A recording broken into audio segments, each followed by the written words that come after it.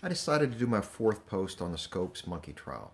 We all know what happened during the trial and the jury's findings from last week's readings and videos, so I'm going to focus on what happened after the trial and its long-term effects on the American education system. The trial was not really about Scopes breaking the law. It was about Darwinism versus fundamentalist Christianity, or evolution versus creation, and whether the Christians would control what was taught in public schools. Although Darwinism lost in the courtroom, it won in the court of public opinion, which in the end was more important.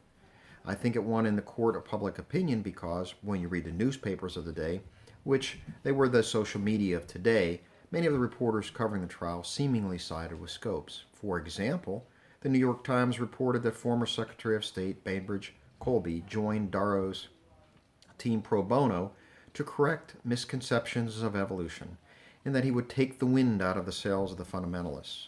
The Washington Post reporter covering the trial reported that Scopes, when he was visiting a local library, stood before a copy of the Constitution and gazed long and wonderingly at the script. Another New York Times reporter wrote that the youthful reporter was slightly embarrassed while attending a dinner and that all he was doing was fighting for freedom of thought. Although the fundamentalists won the case, the seeds of teaching evolution in schools was sown. Riding on their success, fundamentalists were able to pass anti-evolution laws in numerous states, towns, and counties. Additionally, most textbooks bowed to public will and either deleted or de-emphasized evolution.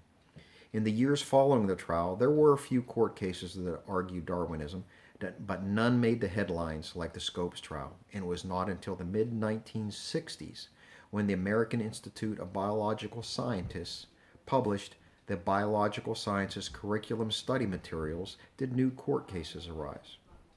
Because of the studies materials' emphasis on Darwinism, fundamentalists demanded equal time in the classroom. This time, the fundamentalists lost, resulting in many state laws mandating creation science based on Genesis being overturned. By the mid-1980s, studies showed that a balance between creationism and evolution was being taught in the classroom. What happened to the law that started all of this, the Butler Law?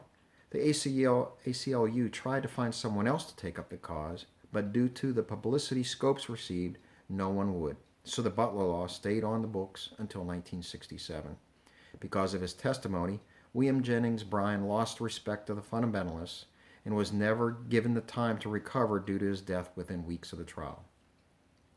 As with anything regarding publicity, the town of Dayton is still trying to take advantage of the Scopes trial. They have tours of important locations, markers, and I'm sure souvenirs. On the third weekend of every July, biology teachers and tourists arrive to celebrate the Scopes trial, play, and festival. The trial killed Scopes' teaching career because he would not adhere to the Butler Law. Taking advantage of a scholarship offered by scientists and reporters that covered the trial, he re-entered college and after graduation entered the oil business as a geologist, and even tried politics in a failed bid for Congress. Scopes passed up many offers to cash in on his fame, including speaking jobs and even acting in Tarzan movies.